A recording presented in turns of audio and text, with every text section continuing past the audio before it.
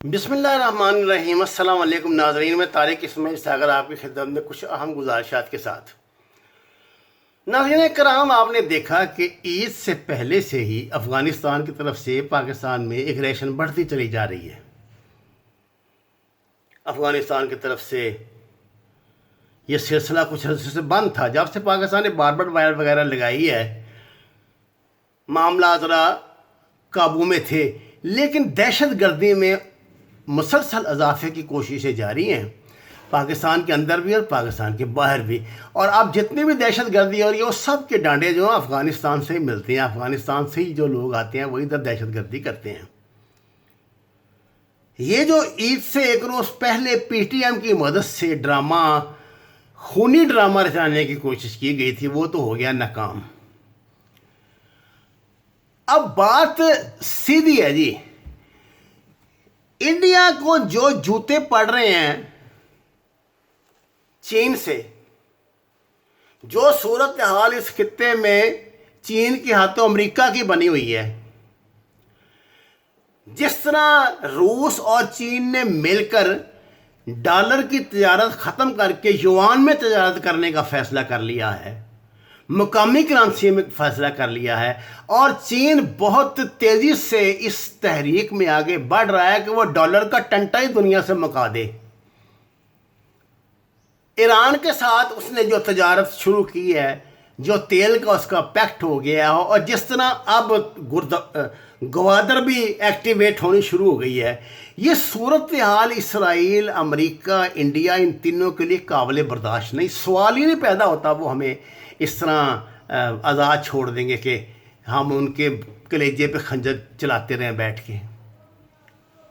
وہ پاکستان کو D stabilise کرنے کے لیے سب کچھ کریں گے، اور اس کے آگے ماما ان کا بنا ہوگا انڈیا۔ یہ بات انڈیا کے حکمرانوں کو تو سمجھ نہیں آئے گی، وہ تو اس منصوبے پر آئے ہیں کہ اگر اپنا کسی دا کچھ رہن نہیں دینا، اپنا کھ رکھنا نہیں۔ وہ تو بدماش لوگ ہیں، سیاستدان کہاں ہیں؟ کوئی ان میں تڑی پار ہے، کوئی ان میں سابقہ وانٹڈ مجرم ہے۔ آپ دیکھ لیں کہ جتنے بڑے بڑے لوگ ہیں وہ سب، یا میں کیا بولوں، آپ یہ جو چینل پہ 3-4 لڑکیاں آج کل لگی ہوئی ہیں ان کا ماتم دن رات کرنے کے لیے، وہ بتا ہی رہی ہیں ان لوگوں کی اوقات کیا ہے۔ جو ان کے لیڈر ہیں، یہ سب یہ گڈے بدماش اکٹھے ہو کے آر ایس ایس کی آڑ میں جو ہے یہاں پہ آ کے بیٹھ گئے ہیں۔ ناظرین کرام، بات یہ ہے کہ پاکستان کی جیو پولیٹیکل سچویشن اللہ نے ایسی بنائی ہے، اس ملک کو پوری دنیا کو کنسیڈر کرنا ہی پڑتا ہے۔ منہ سے جو مرضی باتیں کرتے رہیں، پاکستان کو اکیلا کر دیں گے، یہ کر دیں گے، وہ کر دیں گے، کچھ نہیں کر سکتے، نہ کر رہے ہیں اور نہ کر سکیں گے آئندہ کر سکیں گے۔ پاکستان، خدا کی قسم، اللہ کا انعام ہے پاکستانیوں تمہارے لیے۔ ذرا دنیا پہ نظر دوڑاؤ، اس وقت چین اور امریکہ کی جو ٹینشن بنی ہوئی ہے، اس نے چین اور امریکہ کو نہیں پوری دنیا کو متاثر کیا ہے، سعودی عرب کو متاثر کیا ہے، عرب امارات کو متاثر کیا ہے۔ انڈیا کا تو بیڑے غرق ہو ہی گیا ہے نا۔ پورے اس خطے کو نیپال، بھوٹان، سری لنکا، بنگلہ دیش، ہر ملک متاثر ہوا ہے اس سے۔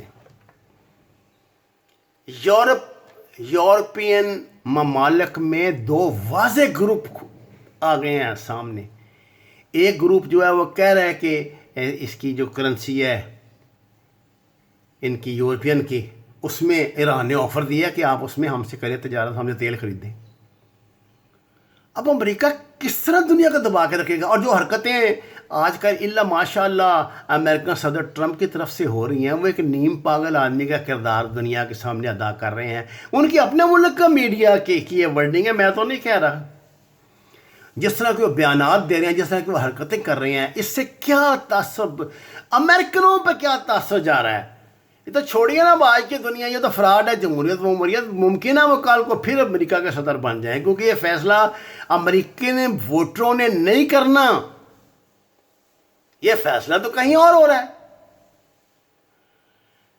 ناظرین کرام، ایک بات آپ یاد رکھیں، اسرائیل پہ کرائسس آئے گا، انڈیا پہ کرائسس آئے گا، امریکہ پہ کرائسس آئے گا، افغانستان پر تو آیا ہی ہوا ہے، وہ سارا پریشر پاکستان کو برداشت کرنا پڑے گا۔ میرے فکرے پہ غور فرمائیں، یہ 6th جنریشن وار ہے، یہ پراکسی ادھر ہی لگوائیں گے۔